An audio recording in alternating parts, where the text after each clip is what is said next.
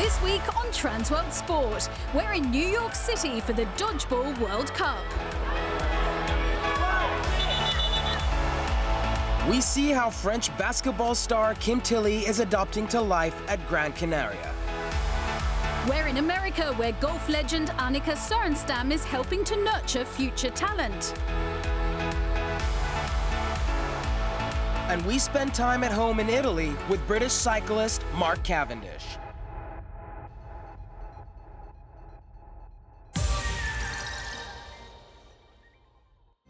Mountain biking's Enduro World Series features 8 rounds of action from across the globe. Enduro is a stage race format where riders compete against the clock over highly varied terrain.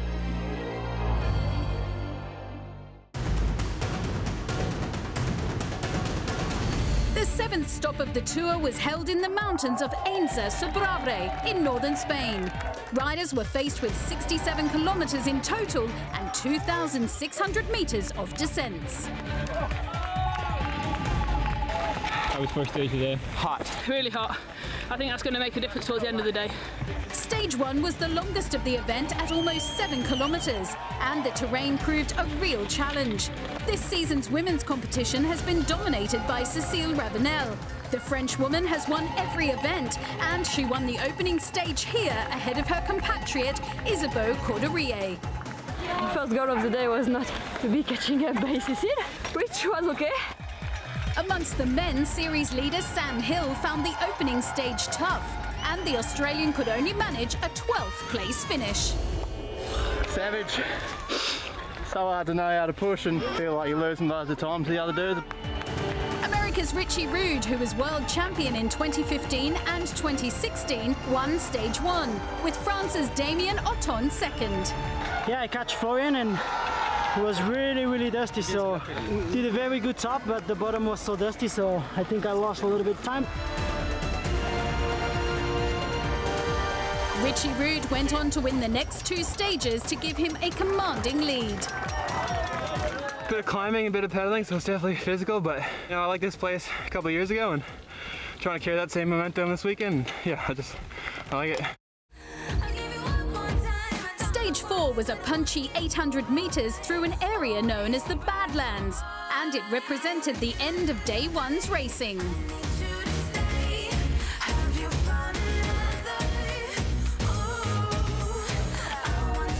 The Enduro World Series last visited Ainsa Sobrarbe in 2015. It was back in the series this year by popular demand. The riders and the fans love the testing dusty trails of the Pyrenees foothills.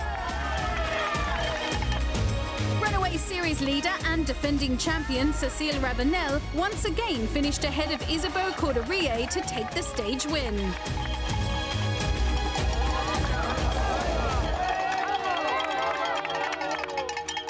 It was a tough day with the 2 first stage and 2 first transfers, but after stage 3 and 4 was pretty good. Martin Mays claimed stage 4 with Richie Rude 5th. I knew I wasn't going to make up time there, so came in one of the first compressions and like hooked my helmet on my handlebar and I was riding like this for a sec. After that I was like, alright, we're just going to chill, make it down safe. Damien Othon had another solid run to keep the pressure on Sam Hill at the top of the overall standings. It was really good. I like it. I'm really fast. I'm good top 10, it's okay for me. Kevin Mikel finished 4th. I'm feeling good with my bike and amazing with the crowd. I took no race, so yeah, it's gonna be good. Mays enjoyed his win. Yeah, it was a good day for me. No mistake, just a solid day on the bike. It took me a while to adapt my speed coming from the 2 downhill races. Tomorrow is another big day, some physical stages. I'm currently 2nd, so everything is possible. At the end of day 1 and 41 kilometers of racing, Richie Rude led by 12 seconds. Cécile Ravenel's advantage over the women was a huge 51 seconds. Stage 5 was a rocky 2-kilometer descent into the village of Boltagna. Yeah, it was really fun. I mean, good to warm up the upper body. That one's like really physical, so lots of little rocks that can really catch you out, so you have to be so careful. All the riders seem to enjoy the physical nature of this short but sharp stage. Oh, good wake up, huh? This stage. No flat. Maybe it's really good. Richie Rude produced a brilliant piece of controlled riding to take the stage win. Belgium's Maarten Meijs came second, and Sam Hill quietly but confidently finished in third. Amongst the women, there was the familiar 1-2 finish, with Cécile Ravenel leading home Isabeau Corderillet.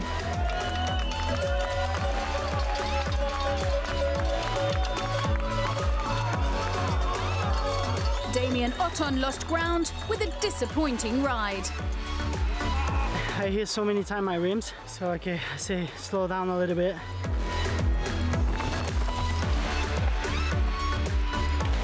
Maarten Meijs claimed victory on stage 6 with Richie Rude in second. There was all to play for amongst the men going into the 7th and final stage.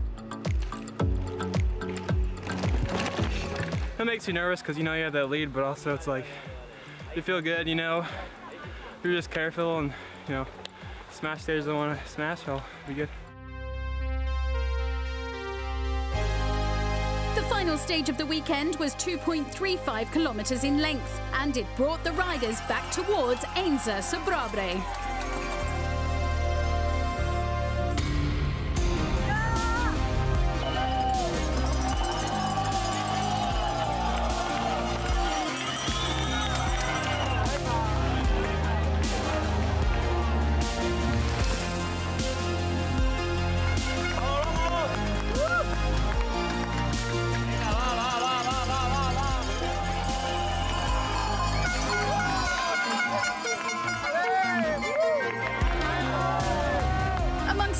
Isabeau Corderillet had finally broken Cécile Ravenel's stranglehold of the event by winning stage 5, and Corderillet claimed victory on stage 7 too.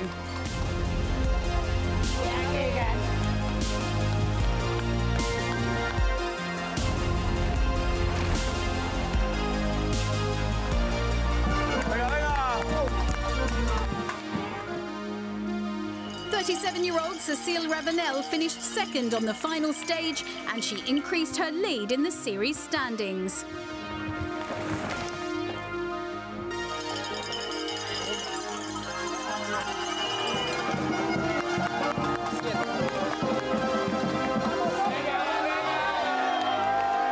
The final stage of the men's competition was won by Maarten Meijs. Richie Rude finished second, and it was good enough to secure him the event win. Damien Othon was third, while Sam Hill finished 11th here in Spain to remain at the top of the series standings. Damien, right at the sharp end of the race all weekend. Happy with your performance? Yeah, really happy. Like I said, those two guys in front of me was stronger all the weekend and faster, so I was consistent and feel good on the bike all the weekend, so really happy to go on the podium. Andrian, third place, congratulations. You held on to that lead overnight. Was there much pressure today? I knew I made the mistake in Whistler to let it slide, and I just knew I had to keep my riding smooth today, so I focused on my riding instead of focusing on keeping the third place, and worked out. I mean, you've had a remarkable 2018, but how good would it be to finish it off with a win? Yeah, obviously I've been, racing a bit of downhill in the last couple of weeks, so maybe I've lost a bit of fitness, and I kind of took this race as a training maybe to be very strong for finale. But you won some stages today. That must give you a lot of confidence as we head to the last round of the season as well. I was really surprised to win these two stages because they were a lot physical, and usually I quite struggle on this, so definitely work paid off, so I'm pretty happy with that, and yeah, give me confidence to go to finale because I know it's also quite physical there. Cécile, your 7th win of the season. How was this one? It was tough. Maybe I don't have too much time to train in enduro after the DH. How cool would it be to wrap up the perfect season and finale? If I have the overall, it's a principle, but I would like to win. There's another win this season. How does this one compare to Olarg? I think, we were here a couple of years ago and I really liked it, so I was probably expecting more from here than in France. it was a tough, like, hot weekend, and it was good, like, battling with Martin. Got pretty nervous today because he wasn't too far back. I tried to pin it on stage 7, and, you know, whatever happened kind of happens, and yeah, I rode it smooth, so I was real happy.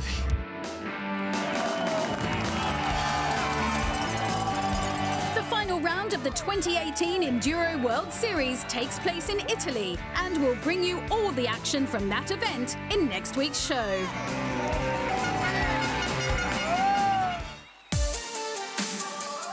Time now for our sporting question.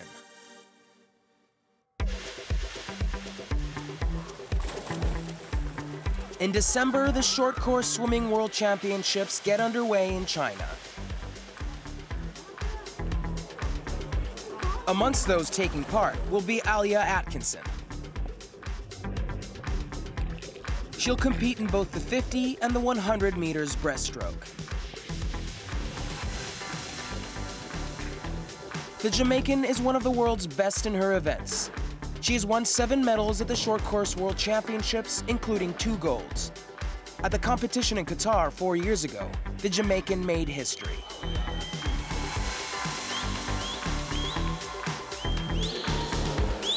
She became the first black woman to win a swimming world title by claiming gold in the 100 meters breaststroke and a world record equaling time. I'm pioneering not just for the Caribbean, but for the black swimmer, the idea of that, and it's pretty miraculous. I don't really see it as being Jamaica's best. I see it as being the fastest one right now, because there's always somebody there who's saying, I'm going to beat Alia one day, or I'm going to be the best that Jamaica has ever had. And until that day comes, I'm the one who's up there. I'm the one who's in the media. I'm the one who's trying to make the sport more popular in Jamaica. Although she is now 29 and a relative veteran of the sport, Alia shows no sign of slowing down, and she looks set to add to her medal collection at the forthcoming Short Course World Championships. And it's this event which is the subject of our question. We'd like you to name the most successful female swimmer in the history of the competition. We'll bring you the answer later in the show.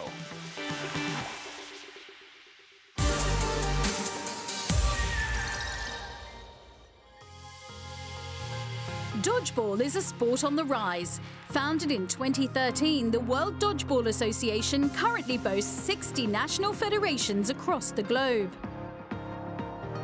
2 years ago, World Dodgeball President Tom Hickson was tasked with creating the first ever Dodgeball World Cup, and that event took place in Manchester, England. The 2018 edition of the tournament was held recently in the United States. It's fantastic, and obviously from my perspective it's a great honour, because we deliver these events for our nations to provide the best facilities, the best style of competition for all of our high performance athletes, but also to inspire new generations. The location for this year's World Cup was one of the most iconic sporting venues in the world, New York's Madison Square Garden. The arena has hosted the likes of Muhammad Ali, Michael Jordan and Serena Williams, so it was a natural first choice for Tom and his team. There were 2 other spectacular venues, and they could have provided world-class facilities for a world-class event. However, the iconic arena that it is at Madison Square Garden certainly was the favourable option, and the reason for that being was that we feel that this particular venue is able to transcend the sport into a new demeanour. It's what everybody aspires for in dodgeball. It's about making it here to Madison Square Garden, and who knows, we might be crowning new world champions at the end of tomorrow night. Dodgeball teams consist of 6 players. Direct hits, crossing the centre line and successful catches can cause a player's elimination, whilst the save rule allows you to prevent your teammates' dismissal by catching a deflected ball. Matches are won by eliminating all players on the opposing team, or by having the most players left standing at the end. At the World Cup, there were 3 titles up for grabs: men's, women's and mixed. Mixed and men's defending champions England looked strong in their opening games, as did defending women's champs Australia. It's a bit of adrenaline, so you can't really think too much, I guess.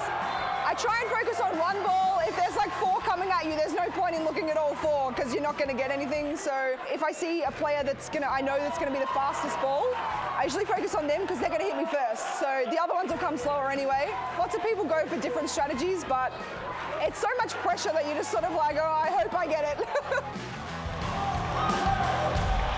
There was a crowd of over 1,000 in attendance for finals day at the Garden, and there was a strong sense of camaraderie amongst the teams too.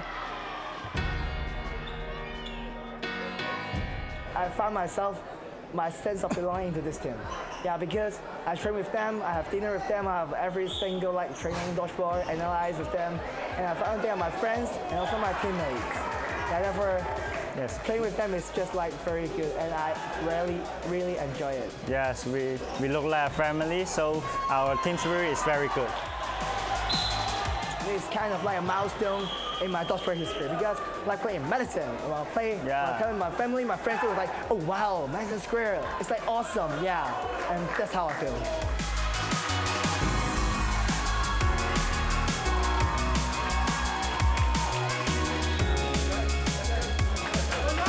And it was the Malaysian men's team who caused the biggest upset of the competition in the semi-finals against England.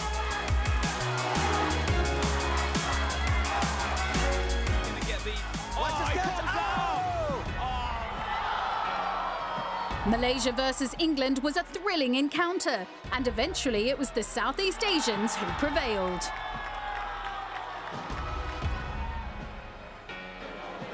Oh, and here we go. 1v1. Here we go. Only wait.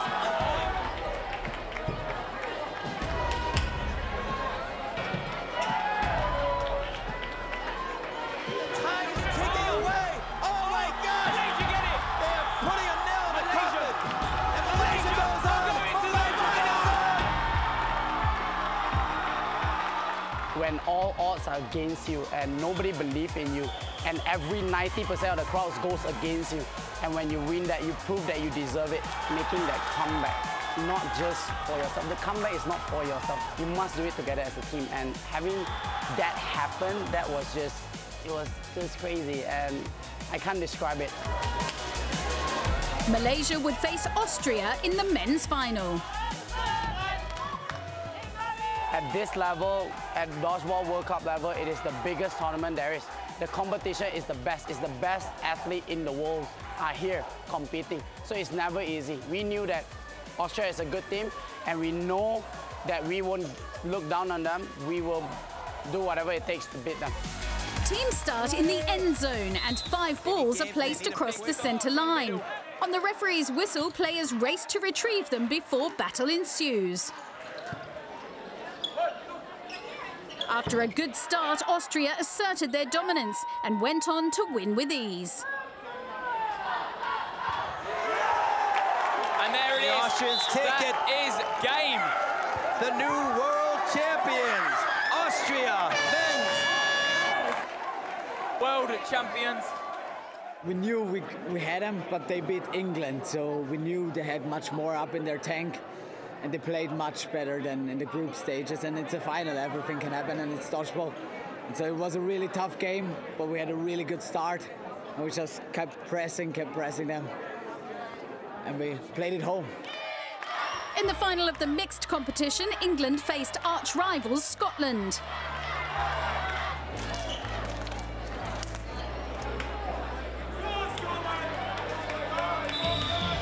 England lived up to their favourites tag and controlled the encounter from the outset.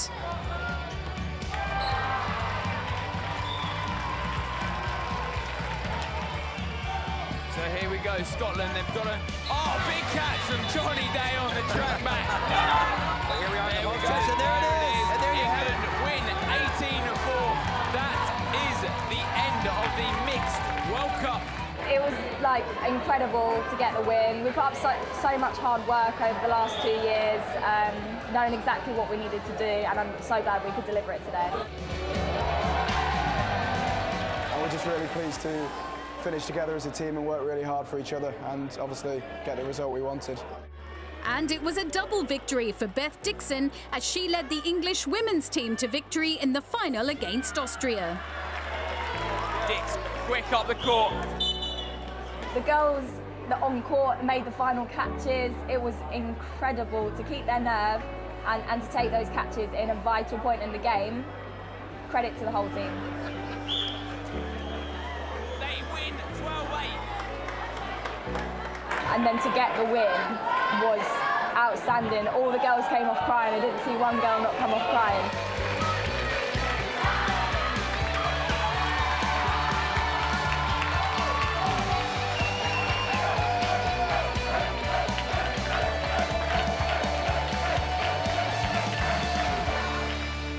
I think that there'll be a lot of lessons learned from this World Cup, a lot of positive and some areas that have been challenges to work on. So we'll certainly take that forward. No matter how good the event is or how great the venue is, there will always be room to improve. So we'll keep learning, we'll keep developing as a sport, and we'll keep trying to make our World Cup series the best events that it can be.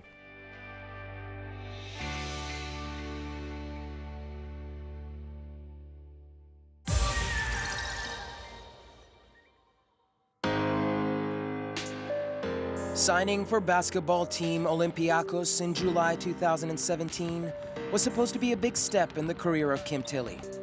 However, on his debut EuroLeague night for the Greek club, he was injured in the warm-up and was forced to sit on the sidelines for the next 5 months. For me personally, it was a little bit frustrating year. I was injured for most of the part of the season, a little bit unlucky, but I took advantage of my time off to improve my body. I was every day in practice in Olympiacos, one of the best teams in Europe, and I think I learned a lot being there every day and all year round. Anxious to get his career back on track, the 30-year-old French forward has made a new start in Spain. This summer, he joined EuroLeague's new boys, Gran Canaria, where his presence has been invaluable. He's helped to shape a club that's on a steep learning curve both on and off the court. I've a lot to give. After last year, I want to prove that I can play and I can bring my experience, my energy. I improve my three-point shooting, my defense is being better, and just to improve and keep growing as a person.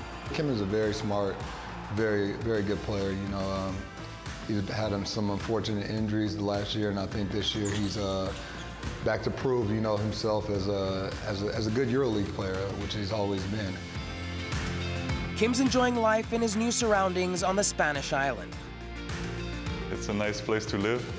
Really happy to be here. The people are really nice. It's a very organized club. Everything is in the best dispositions for us to improve and work in the best conditions. 2 games into his Gran Canaria career, Kim's contribution was pivotal on one of the biggest nights in the club's history, their first ever EuroLeague home game. His 13 points helped seal victory over EuroLeague giants Barcelona. Would you believe it? Gran Canaria are going to win their first ever home game in the competition. Unbelievable. What a stunning game of basketball. The level EuroLeague is really high. Of course, I think we have a good group of guys that want to work together and improve. So we will do our best to compete and win as many games as we can. Gran Canaria's EuroLeague adventure has begun, and Kim Tilly intends to be there every step of the way.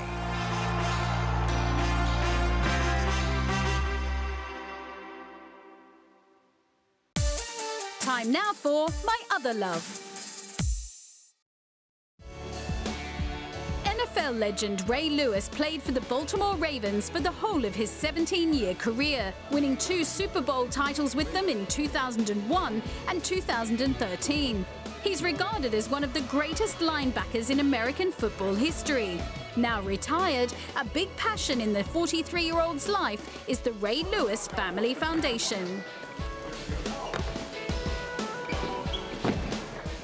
When you look at what's going on around our world right now, the number one ingredient that we keep leaving out is togetherness. Like through these times of not having money, not having whatever it is, cars, jobs, whatever it is, when you realize you don't have those things, what's the number one thing you got to go back to? And that's family. And that's really educating each other on what love really is and what morals really are, you know? Not exciting kids about, I can get a new cell phone for Christmas, but more exciting them about, let's learn to read our Bible within a year. My motivations right now is to build that one way or another. Based in Baltimore, the Foundation's biggest annual event is the Ray Lewis Thanksgiving Turkey Giveaway. 1,000 families attend this event every year.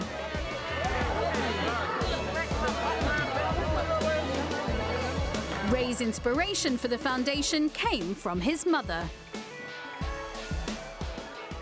I think it was the combination of my mom struggling herself and, you know, her having us at a very young age, and, you know, we have to struggle with it. And now that we've struggled with her, now we've kind of put it together, and now we've figured out that, you know what, we can do more if we can help somebody. We can smile more if we help somebody. You know what I'm saying? You sleep better when you help somebody. You know what I mean? I know we love the game of sports, and but the irony of sports is it's simply a game. You know, what's going on out here in the game, it's life. It's real life. You know, it's people that can't afford to put food on their tables, and you give them that opportunity. Happy holidays to you, absolutely.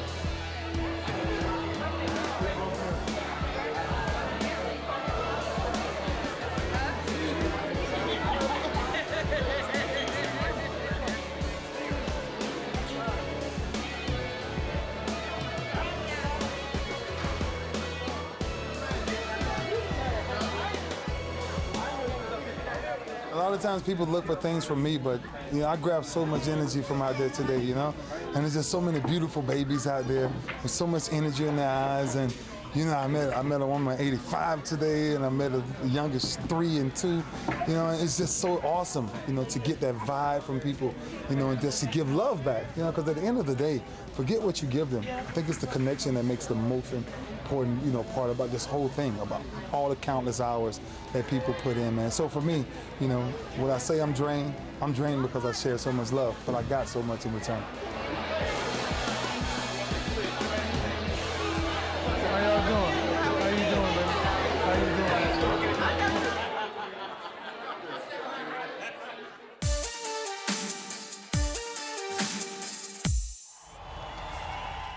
The Japanese city of Yokohama was the location for the final of the 2018 Women's Volleyball World Championship.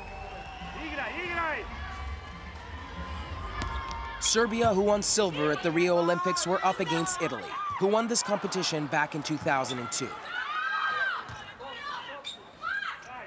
The opening set was a tight affair, and we join the action now with the Italians just ahead.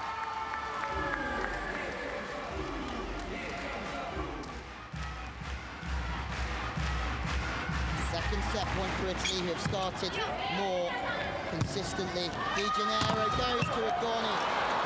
Coverage from Boucher is strong. Boskovic on the 10. That's a meaty swing from the boss. Third set point. Bazzetti starting to get nervous, but Sia delivers again. There's no world-class performance from Ugoni without Sia splitting the net. Italy more consistent, and they pushed Serbia to the maximum here in the first set of this World Championship final.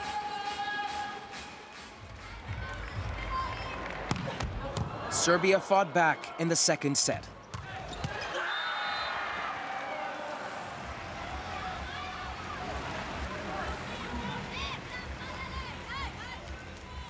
The Serbs soon reached set point. For Serbia, 10 of them. Bazzetti passing perfectly. Ugoni, who's gone so quiet in this second set. They needed to come back into the Bazzetti, tooled twice in a row by Mihailovic. Neither side could take control of the third set, with the margin between the two teams never more than 3 points.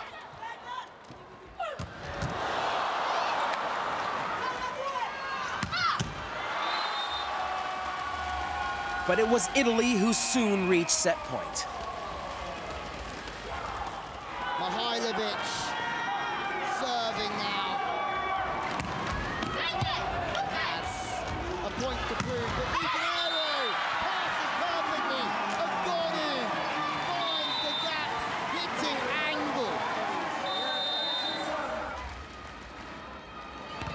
In the fourth set, Serbia raced into an early lead, thanks in part to Tijana Boskovic's dominance at the net.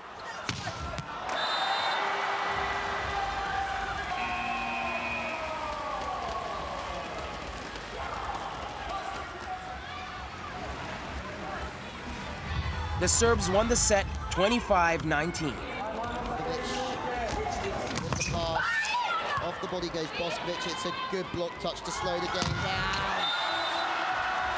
But where Italy slowed the game down, Serbia gets stuffed blocks.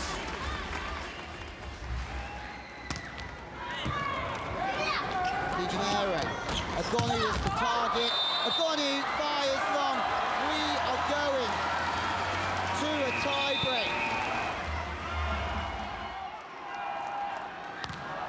The final set decider was the first to 15 points. Agonu has been shut down, and with it, potentially, goes Italy's hopes.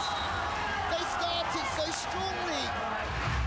World Championship points for Serbia. Passing, perfect from Sia, Popovic. Malinov is brought down, but more. Unbelievable recovery.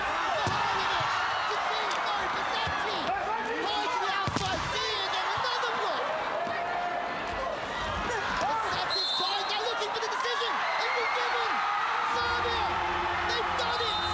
They've won their first ever FIVB Women's World Championship, and they have done it with drama and style. The celebrations begin.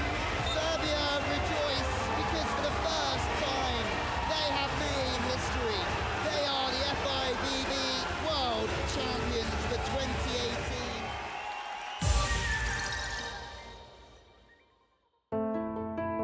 The 2018 Annika Intercollegiate Tournament was held at the Royal Golf Club in Minnesota. The annual event features the finest female college golfers in the US in a 54-hole individual stroke play and team competition.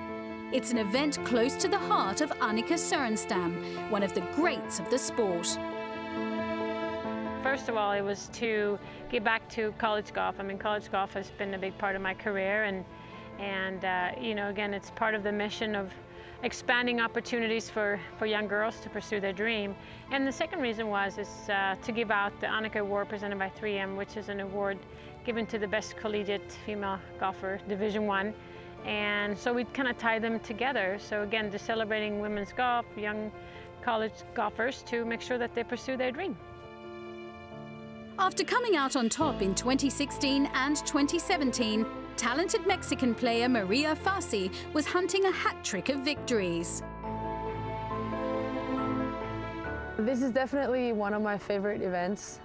It's great to have Annika with us this week, and it's amazing that every year the field gets better and better, so it's a great competition. And I think that this year it's a bit more special since we're playing in one of Annika's golf courses.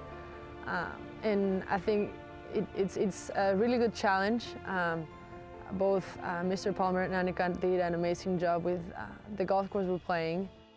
To have these young girls play this golf course that we designed together, it's designed with an objective for, you know, for overall population, for family, just having a good time. It's just the nature out here is beautiful. So I feel like, you know, we got a great little concept, and seems like the young ladies are enjoying the golf course very much.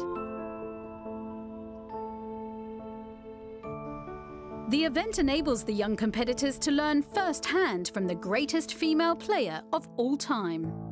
I think everyone agrees that Annika's like one of the best women's golf role models. Just what she was able to accomplish during her career, and just what she's done to give back to like the golfing community, especially for women's golf. It's just amazing to see her give back and continue to do so. Annika as well is someone that I've looked up to, and I've had the opportunity to get to know her personally, and I admire her much more now after just knowing her and spending some time with her family, and you could see all the values that she stands for. The Annika Intercollegiate is a key date for the students and their colleges alike. It means a lot to us to be able to come here and get the job done, to win a tournament in the strongest field, probably that we'll face this season until the championship would be a really nice start to our season. The Arnica Award goes to the top college performer, and Maria Fassi was a deserving winner. She's very talented, had a lot of skills. She's originally from Mexico, but she goes to Arkansas, and she is just, I mean, she's very personable, really funny, great ambassadors for college golf, for women's golf, and she won because her peers voted for her.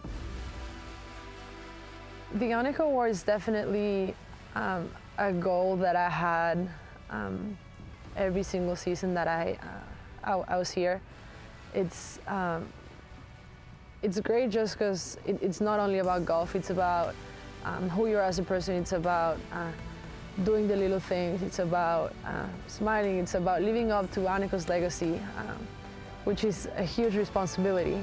And I think we have some really big shoes to fill in, and it just means the world to me. Whilst Fassi took the Arnica Award, UCLA's Patty Tavatanakit won the individual event. Meanwhile, Alabama claimed the team title.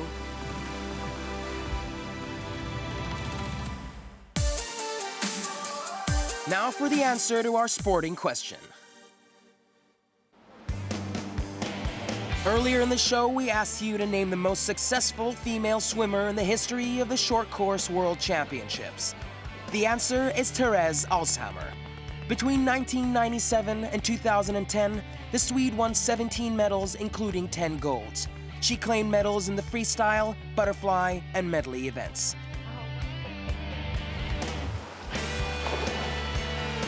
Alshammar is one of the greatest sprint swimmers of all time. In a glittering career, she also won 3 Olympic, 25 World, and 43 European Championship medals. She was the flag bearer for Sweden at the opening ceremony of the 2016 Rio Olympics, and at those games she became the first female swimmer to compete at 6 Olympics. Alshammar retired after Rio at the age of 39.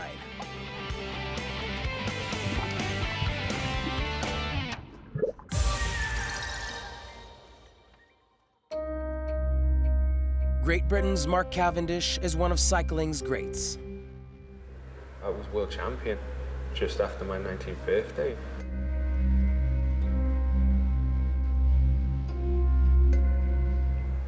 I haven't known anything except winning and being kind of in an association with media since, you know. But for all his success, his directness has often riled journalists. It's down to them to kind of think about what they say before they say it. Unfortunately, you can still pay for how you were 10, 12 years ago. What would I have to do that? To be the greatest cyclist ever, or the greatest sprinter ever? Well, I don't know, but I'm just saying... What would I have to do? Go on. Or win. Win what? Win what? They want me to be smiley when I'm not, but I'm smiling most of the time. People are willing to comment on my personality when they don't know me as a person. It's not really worth caring what that person thinks of me anyway, you know. So I'm quite happy with how I am, I guess. With 30 stage wins at the Tour de France, Mark Cavendish has good reason to be content. But in many ways, he is at his happiest when out on a solo training ride. Riding my bike, I love. You take everything out of the pressure you go under, the suffering you do. Obviously, it's ideal to be in a place you like to do it. Here in Tuscany it's my favourite place in the world to ride a bike. I'm fortunate to come from the Isle of Man as well. Although it's a bit wet, it's a beautiful place to ride. I think I've got 2 beautiful places I can say I live, I guess, you know.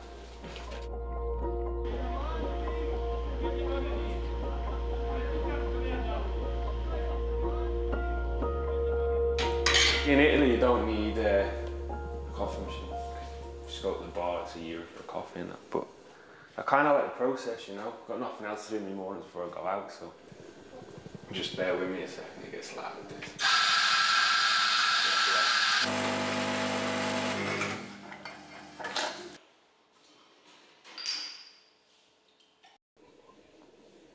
I didn't honestly think it through when I got a coffee machine and a white sink.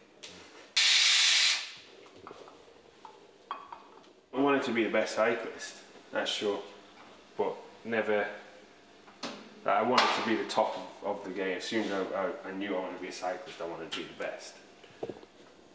It was a working class sport. It was just even the generation before me. It's not that you did it it was a job. It wasn't to be a superstar. It was a job, you know. I look at the kids now, and I don't ever want to be like it was different in my day. But I remember racing. I was on the second-hand mountain bike with people on road bikes, and the road bikes were all just old road bikes, passed me down from generation, you know. Now honestly, like, some of the 10-year-olds, they have better kit than a lot of pros, you know. Not really saying if things are good or bad, I'm just pointing out the differences, but there is no general one should have. The Manx missile is one of the main reasons why the sport has boomed in the UK. What sets cycling apart is that you're almost an independent contractor, just getting paid to go and race, you know. Everything else, we do have team trainers and things like that, but whereas footballers go to their team training, they all live around the ground, they go to the training. We kind of just going out and riding. I guess I don't know any different, you know, it's my job. And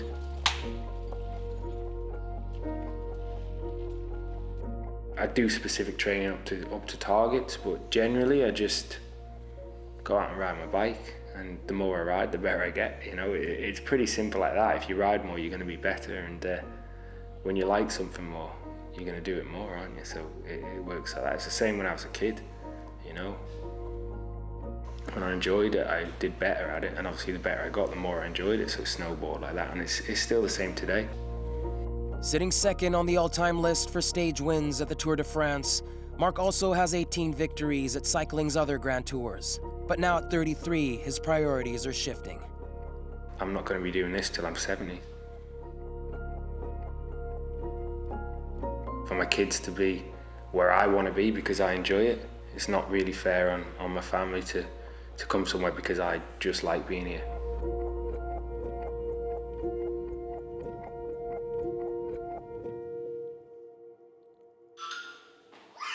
Mark has 3 young children with his wife, Peta, to whom he has been married for over 5 years.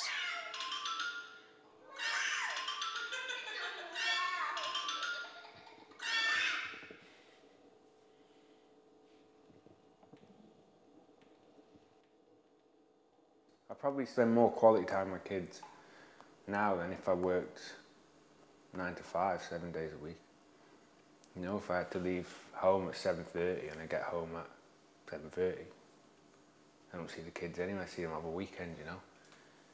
50 weeks in a year, it's 100 days, roughly, you know. And it's probably about that, maybe a bit less that I see them now anyway, you know.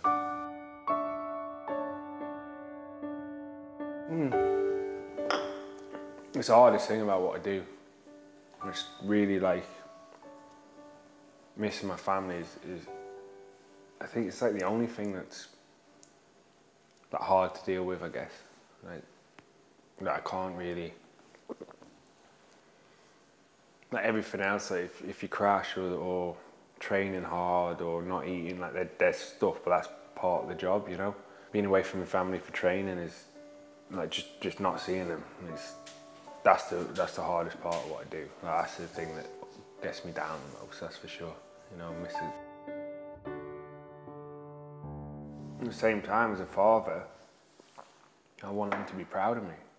That's probably more important than anything financial. Like, my wife's an incredible role model for my sons and daughters, you know, and I like to think that I can be the same. So.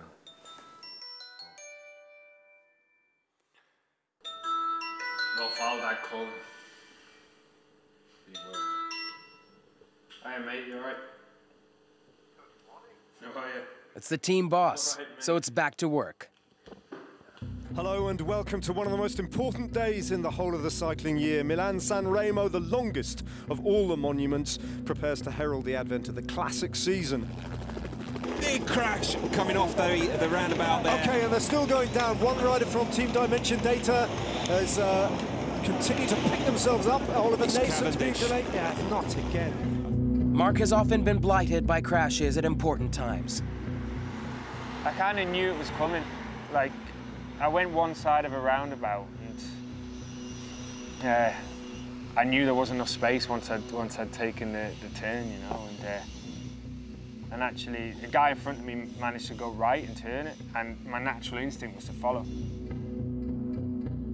As I went, I knew I wouldn't make it, but I already had my weight going that way, so I knew I was hitting the ball hard. And if I hit it straight, I've probably got no legs as we speak now. It's my natural instinct was to do the biggest bunny hop I could possibly do to at least clear it. It's happened to me that you wouldn't ever expect to happen, you know what I mean? Like freak accidents or things that aren't really allowed in the sport now. And they happen, and what can you do about it? It happened in a race that Mark had won before and had a chance of winning again. Milan-San Remo. But that's elite road racing. After San Remo, the only thing I'd really broken was my ribs, but I had problems with my pelvis, with my knees, and they were things I wasn't, you know, I could feel them getting irritated when I was riding, and that can do more damage. It can prolong your recovery. So as soon as those kind of muscular damage was kind of repaired, I could get back on. So I was on within, you know, 10 days, which is pretty good. I was in pain, but as long as it's a weird thing, as long as you can ride your bike, like you can put up with pain, you know. It's as long as you know you're not doing yourself any more damage. So. Riding at short bursts of up to 70 kilometers per hour, he will never win a Grand Tour. But it's the stage sprints that take precedent. The competitors that do the Tour de France they're completely different physiologies. I do a completely different sport to Chris Froome, yet we do the same sport. It's such a strange thing. And actually, on a climb, everyone suffers. It's just some people physiologically go better on a climb than somebody else. When people say, oh, you should practice climbing, you can't practice climbing. You can get better at it by training yourself, but physiologically, you can only go to a certain limit. I don't have to train my sprint. Physiologically, I'm made to sprint. So actually, I do most of my training like on the climbs. And once he's made it over the smaller climbs, Mark more often than not has clinched stage wins in the sport's prestigious races. The Tour de France for me it's everything. And it's everything in my career. It's what I built my career around. It's what I built. I build every season round, you know. And it gives me hunger to try and just be the best again, you know, not lose any races. There was a time when I didn't lose a race. I'd like to be, without doubt, the best, you know, and it gives me hunger to try and be more successful.